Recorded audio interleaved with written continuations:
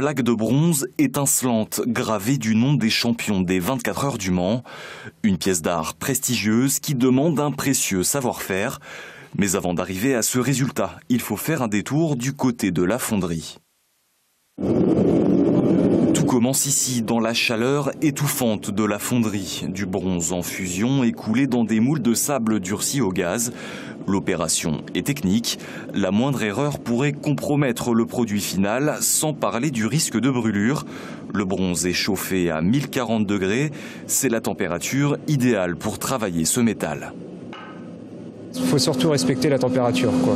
Parce que sinon, du coup, après, on a de l'abreuvage, plein de défauts qui posera souci à la finition. En fait. Après, on est quand même sur de la pièce d'art, donc on ne peut pas se permettre tout défaut quelconque, quoi. Il faut vraiment que la pièce elle sorte nickel, qu'il n'y ait pas de soudure, ça soit vraiment nickel, quoi. Loïc Triboté est fondeur d'art depuis 5 ans. Il coule des trophées, des plaques, mais aussi des meubles haut de gamme. Un métier difficile et demandeur, mais l'artisan y trouve son compte. On ne fait jamais la même chose. Moi, le matin, je ne sais jamais ce que je vais couler exactement dans ma journée. Et c'est ça aussi qui est plus intéressant. Du coup, ça fait toujours travailler aussi le cerveau de se dire comment je vais faire. Ou à des fois, on n'y arrive pas. Hein, c'est possible aussi. Hein. Donc là, on est obligé de se creuser. C'est vraiment le but recherché. Au bout d'un quart d'heure d'attente, les plaques ont refroidi. Il est temps de les démouler.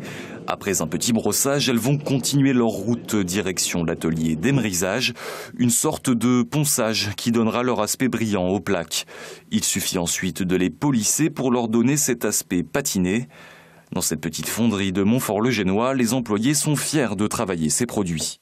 Ça fait quand même plaisir de toucher des pièces qui touchent comme un événement très important quand même en Sarthe. Les 24 heures du Mans, quand même, c'est quand même une légende et c'est vrai que c'est agréable de travailler pour ce type de personnes-là, pour ce type d'association, on va dire.